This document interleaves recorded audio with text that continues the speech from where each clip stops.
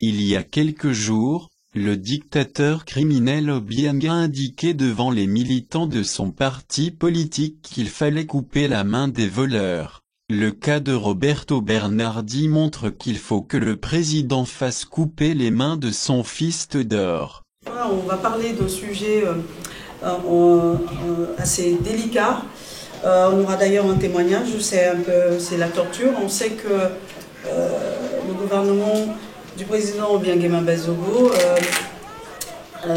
a adopté la torture comme, on va dire quoi, un des moyens les plus utilisés pour dissuader évidemment l'opposition, mais toutes les personnes qui peuvent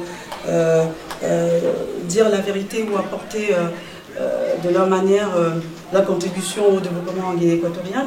Et nous avons avec nous ici Roberto Bernardi, qui est de nationalité italienne et qui a été prisonnier en Guinée équatoriale. On va écouter son témoignage, ça ne sera pas très long, hein, on va écouter son témoignage, surtout sur les moyens, parce que quand on parle de torture, je pense que l'esprit humain, notre capacité, on ne peut pas toujours penser à tout ce qui peut être fait par un gouvernement qui veut vraiment dissuader par tous les moyens. Donc on va écouter Roberto Bernardi et son témoignage.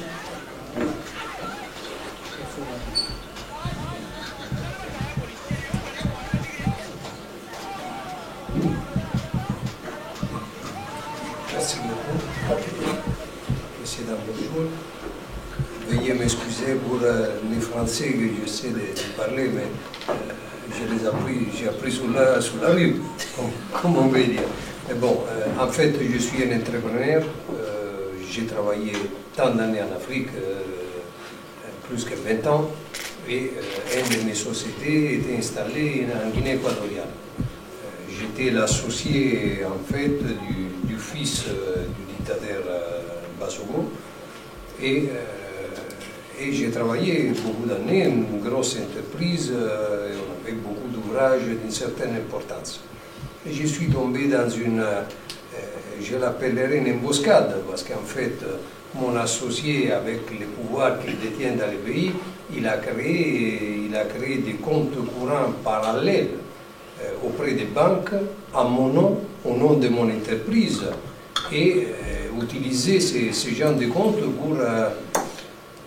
pour faire du recyclage des sommes d'argent très importantes. Et donc je me suis retrouvé en fait relié au procès aux États-Unis et le procès qui a eu lieu en Californie, dans lequel mon associé était accusé, et en conséquence la justice américaine il pensait que moi aussi je sois participe de ce genre d'opération. Et immédiatement, moi j'ai pu fournir documents tels pour comprouver que j'étais vraiment ni de près ni de loin complice de cette situation. Et là, la justice américaine, le département de justice américaine a préféré me transformer en témoin principal et en même temps victime de la kleptocratie, qui est un réa condamné en États-Unis. Et bien ça, pour moi, ça a été ma condamne, parce que le régime Obiang a pensé immédiatement de m'incarcérer. En fait, il fallait me faire disparaître immédiatement pour ne pas me permettre d'être un témoin dans ces procès. Et donc voilà, ça a commencé mon calvaire. Mais si vous me permettez quelques minutes pour comprendre un peu le niveau de disparition à laquelle j'étais arrivé, parce que je pensais qu'ils m'ont gardé pendant 10 ans et demi dans une prison qu'ici beaucoup de relateurs ont connu, et donc ils savent la difficulté, l'enfer qu'on vit dans cette prison, mais en particulier dans mon cas, j'étais en isolement total et pendant 21 mois, ils m'ont fermé dans un trou de 3 mètres carrés, 4 mètres carrés. Donc, et je vais vous lire une lettre que j'avais écrite exactement le 24 décembre 2014. Pardonnez-moi, je vous prendrai quelques minutes, mais je pense que c'est important pour vous de comprendre l'état d'esprit d'un prisonnier dans cette situation. J'ai réussi à travers la complicité d'un des militaires qui travaille à la prison militaire, parce qu'on peut dire que les prisons en Guinée équatoriale ne sont pas des prisons civiles, mais sont des prisons gérées par les militaires et donc directement aux ordres du fils du président et deuxième vice-président. Donc voilà, j'avais adressé cette lettre au président en charge de l'Union africaine avec ampliation au secrétaire général de l'ONU à Washington. Excellence, Monsieur le Président, j'ai décidé avant qu'il soit trop tard que mon sacrifice il ne soit pas inutile pour les Africains. Mon nom est Roberto Berardi, cela ne vous dit rien, tout à fait normal. Mais en fait, je suis un de ces ambassadeurs inconnus, sans nomination ni avantage du bienfait africain dans le monde. Je suis un blanc avec comme privilège et honneur d'avoir fondé une famille avec votre race. Et je vous garantis un grand choix et une excellente réussite. Non, aujourd'hui je ne suis pas là pour vous raconter mon histoire. Elle a déjà fait le tour du monde. Mais pour vous alerter d'un fléau qui sévit dans un tout petit coin d'Afrique dont vous serez obligé tôt ou tard de faire face. J'aimerais que les présidents de la Côte d'Ivoire, du Burkina, du Bénin, du Gabon et surtout du Cameroun soient associés à cette prise de conscience, car leurs citoyens sont les plus menacés. Probablement, vos ambassadeurs et consuls ne vous transmettent pas avec clarté ce qui se passe en Guinée équatoriale, à l'encontre de vos frères et vos sœurs. Affreux. Ne nous cachons pas derrière les mots. C'est des immigrés, la plupart c'est des sans-papiers. Et alors, ils ne sont pas des êtres humains? La question que sans doute vous vous poserez est pourquoi ces blancs se mêlent de nos affaires internes.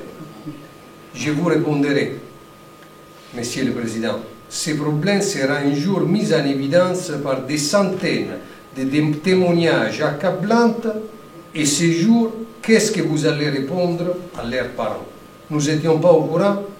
Ils vous diront que c'est de la négligence, que vous fermez les yeux sans réagir.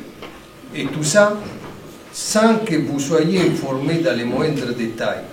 Ne vous laissez pas embobiner par les discours panafricanistes qui ont comme seul but créer du brouillard autour du problème et tenter de cacher la vérité en utilisant les mêmes méthodes. Les Blancs, ils veulent nous déstabiliser, les ONG sont des espions internationaux, intransigeance internationale, occidentale. Non, ils ne doivent pas tromper votre intelligence. Vous êtes les élus de ces grands pays, vous représentez des millions de personnes. L'espoir, les foutus de ces majestés continents, peuplés par des populations extraordinaires, altruistes, avec un sens accru de la famille, où les vieux ne sont jamais abandonnés, où les enfants sont toujours un cadeau de Dieu, et toutes ces vertus dont nous les Occidentaux, nous avons perdu. Vous avez le devoir de les défendre, de les protéger avec rigueur et stopper ce genre de comportement. Monsieur le Président, la famille Obiang vous trompe, trahit votre confiance. En réalité, sont des mafieux, dans le vrai sens du terme. Vous devez savoir qu'ici en Guinée équatoriale, ce régime planifie la terreur à l'encontre des étrangers et des nationaux, en particulier les Noirs. Ils estiment de pouvoir sauvegarder leur identité et surtout la richesse éphémère en utilisant la violence. Dans la réalité, ce sont des pratiques xénophobes d'autre temps. À longueur de journée, beaucoup de vos citoyens sont tués, frappés, torturés, déprédés de leurs biens, emprisonnés sans motif valable, sans défense. Les femmes sont violées, d'autres obligées à l'esclavage sexuel, et que dire à propos des forces, des polices, des gendarmeries, des militaires et surtout de la terrifiante force spéciale. qui peut agir en toute impunité. Mais tout ça ne représente pas le peuple de la Guinée équatoriale. C'est juste un petit cercle avec des acolytes obligés de se comporter d'une telle sorte pour gagner la confiance du kefe, un peu d'argent et surtout de ne pas se faire indexer comme rebelle au système en place. Moi, je suis fatigué. Je souffre de voir et entendre sans pouvoir réagir. Pour cela, j'ai décidé de vous en parler. Je ne cherche pas un retour de vous, parce que probablement, je ne sortirai pas vivant de cet enfer.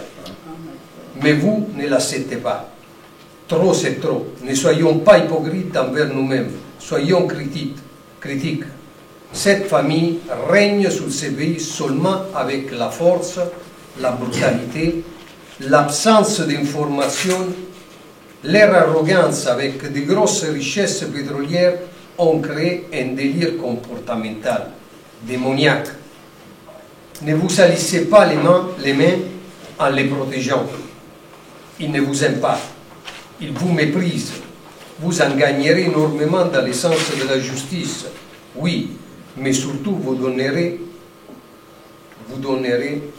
pardonnez-moi, à tous l'image meilleure de vous-même, l'image qui vous revient de droit, la bonne image d'une Afrique qui a changé, des hommes et des femmes qui se battent pour améliorer leur environnement, un combat tenace dont tout le monde entier doit vous en féliciter. Soyez inflexibles à l'égard de ces malfaiteurs.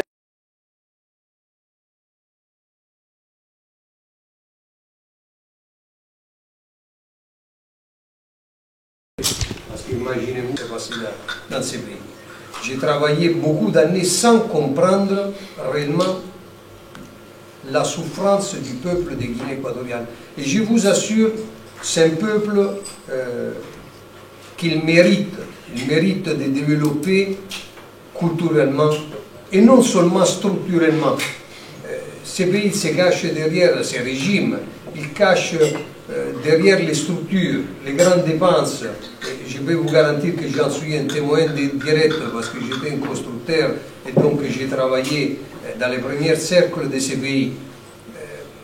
Ces grosses dépenses, en fait, ils cachent simplement des grosses recettes personnelles que ces dictateurs empochent.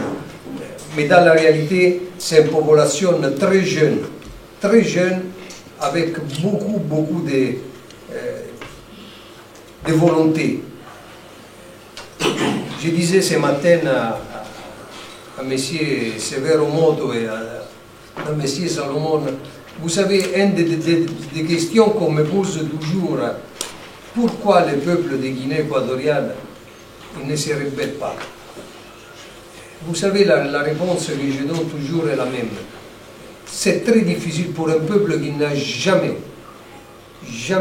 découvert la liberté, aujourd'hui, pouvoir lever la tête. C'est à nous tous, à la communauté internationale, de comprendre ces gros drames qu'on vit dans ces pays et essayer de les aider.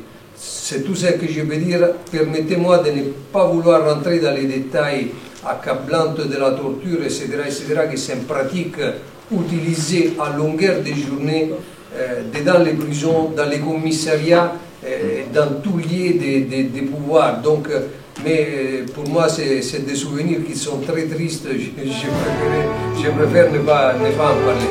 Je remercie vous tous. Merci beaucoup.